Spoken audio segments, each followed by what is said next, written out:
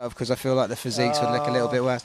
Right. I'm probably in good enough shape to keep the shirt on. Yeah. It took me until the end of the week, the last couple of days, for me to actually have my shirt off. All right. I want to start this interview off a little bit different. Is it true that one time you got really drunk and stood outside a toilet asking lads if they wanted to size up before they went in? No comment. How's... Oh, mate, getting me in trouble already.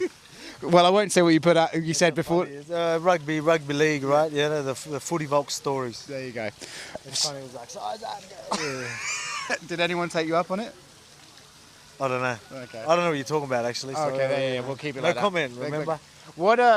What's the emotions like as we're sitting right here, right? Because obviously, as you're days away from a fight, you're getting into the zone, and then it sort of looks like it's taken away from you at the last second. So how do you kind of balance not getting too emotionally attached to it so you're not devastated Saturday night, and how do you feel that you still got to be ready to go? Let's be real, though.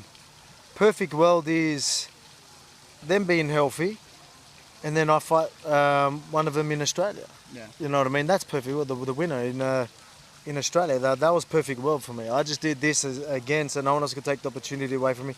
I'm glad they're healthy. I'm glad they're going to put on a show, and then I get to promote. Like, obviously, I put myself in this position. I made sure I was ready, so it's not like I wasn't ready. I did the hard work, but I'd rather promote my own title fight with one of these guys, right? Like, you know, the whole fight week business, and build the card around me and someone else, or me and whoever it is. So that is a perfect world, but. For me, and yeah, again, like I was prepared to do it either way, but I mean, I put myself in this position, so that was locked in, and here we are. At what point are you allowed to have your first beer? Man, it's a tricky one, isn't it? Tomorrow, I don't even, you never know, right? Can you imagine if you got a few... Do it at the event, surely, you know what I mean? Something goes wrong, I don't even know if the commission would let you fight. Would they even let you? There's not one out here, though. Hey? UFC's the commission out so here. yeah, like someone could trip over, bust their knee or something. Yeah. You have to wait for the starting bell, and then it's struck it again. Yeah. You know, you never. Yeah, you could be right. Or just go in, drink, and then committed to this, and go in half pissed. How bad would that affect your performance? I don't know. You know, you might be so chill, calm. Like, you know, I've got really good natural instincts too. You know, so it might still work in my favour.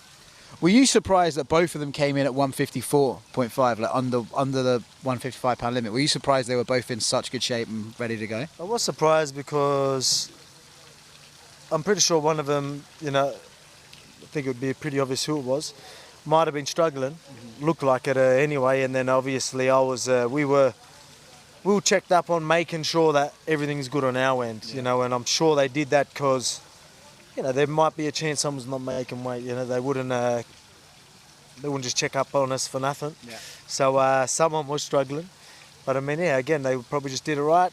Got that last bit off, kept sweating, jumped on the scale, and was a little bit under. It happens, so it can be bad weight cut. But I mean, you get that last little bit off, and then you just keep sweating. You get to the scale, and sometimes you're a little bit under, and you're like, oh yeah, cool. Are you pretty much locked in for Perth at this point? I think so. It depends on who wins and what really will happen. You've got Charles who wants Rio, right? Yeah.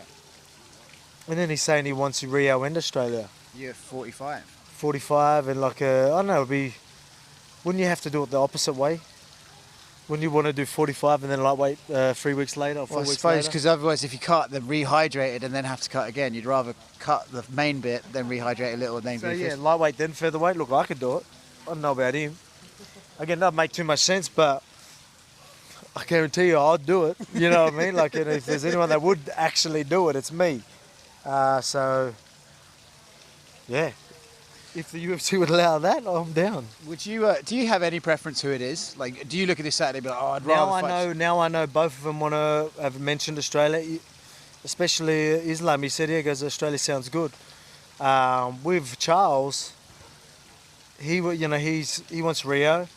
Can that chuck a spanner in the works for me fighting at home? At the end of the day, as long as I'm fighting earlier in the year, I'm happy. But yeah, I would love to fight in Australia.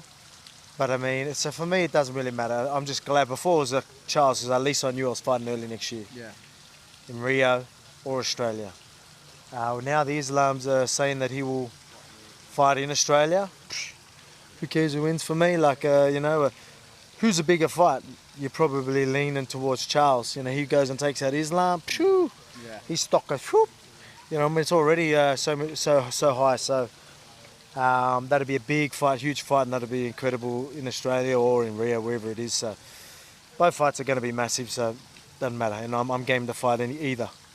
Is that the whole thing? Are you like, you know, you're not fighting on Saturday, but are you happy that you did this? Are you like, look, I did the right thing because now I'm guaranteed the winner? Like this, the whole play was to make sure I was next. So no one else could take that opportunity away from me. You know what I mean? Like, it's not like I was wishing someone got injured. I just wanted to be locked in.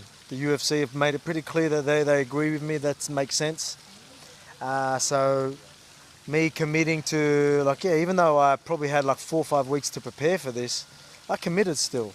You know, today's my 10-year anniversary that I was meant to go on a holiday. Oh yeah, happy anniversary to your I missus. was meant to go on a holiday. My daughter's birthday's tomorrow night, and I missed that. Like, I'm sacrificing a lot to be here, but it's all worth it now that I've locked myself in as the next guy. Man, what's the conversation like with your missus when you're like, right, I know it's the 10-year, but I'm off? She's always been supportive. Look, don't get me wrong, we go back. We're going. We've got a Hayman Island. I think we're going somewhere. It's going to be a beautiful little spot. Going to get a little getaway. So it's all good. She's happy. As long as it's just a belated, you know what I mean. A week or two later, all good. Appreciate your time, buddy. No worries, man. Thank you. We'll size up after. Size up, size up. Usually there's another word at the end of that. All right. You don't want to know that word. Okay. You probably can guess now. Okay. One day, mate. Aussie word, but I mean, you said it.